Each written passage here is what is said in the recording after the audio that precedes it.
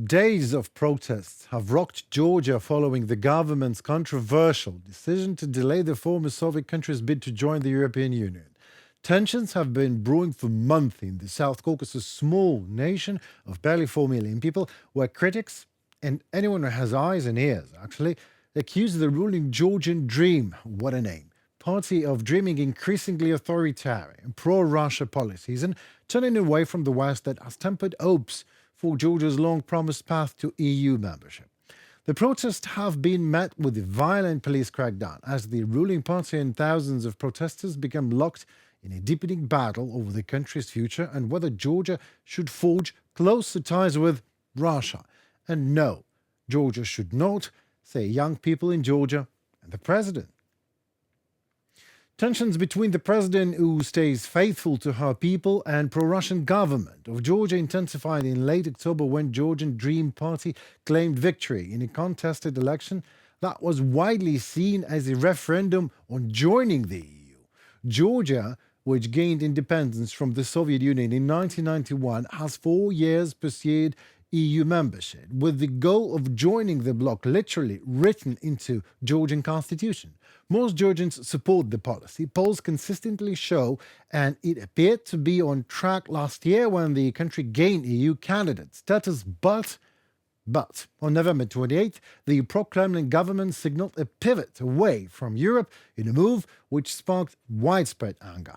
Prime Minister Irakli Kobakidze said Georgia would suspend EU accession talks for 4 years after the European Parliament rejected the country's election results, citing alleged irregularities.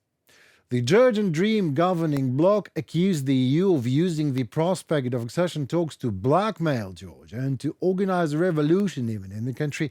We have decided not to put the issue of opening negotiations with the EU on the agenda until the end of 2028, says Kobakidze. Also, we refuse any budgetary grants for the European Union until the end of 2028, the pro-Russian Kobakidze also said. And that brought thousands of pro-European Georgians to the streets of the capital Tbilisi, where they have rallied for consecutive nights despite a violent police backlash. Videos show protesters waving Georgian and EU flags and chanting Russian slaves at police officers guarding the parliament building. Police fired water cannons and tear gas at protesters in return, while men wearing balaclavas were seen running into the crowds and beating individuals.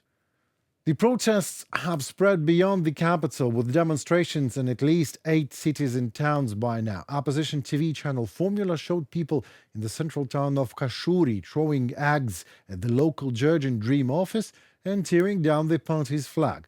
Demonstrators also blocked an access road to the country's main commercial port in the Black Sea city of Poti. Take a closer look at that video. The videos show the most violent and brutal police action, actually not confirming that this is Georgian police. Some guys in some uniforms, could be anybody, no patches, no chevrons, no any kind of insignia of who these people are. Police, army, Kremlin thugs in disguise. What is obvious is that pro-Russian Georgian Dream government is using some kind of an illicit oppression force, having no insignia. Why? Pro-Kremlins are that afraid? Are pro-Kremlins that not sure that legal force will actually obey if they command, so they used illegal force instead? Well, what you are about to see is what pro-Russian Georgian Dream Party really want for Georgia. This is opposition leaders being arrested just today in Georgia.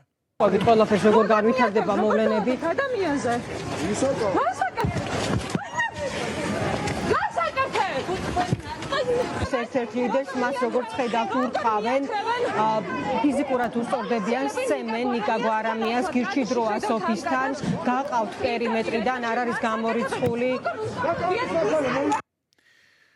Well, one thing worth noting here, the protest might not bring the illegal pro-Russian anti-constitutional government down this time. But this protest and illegal police violence stays embedded into the Georgian society, no doubt about that, as the government that is afraid to use its power legally confirms the obvious: it is an illegal government.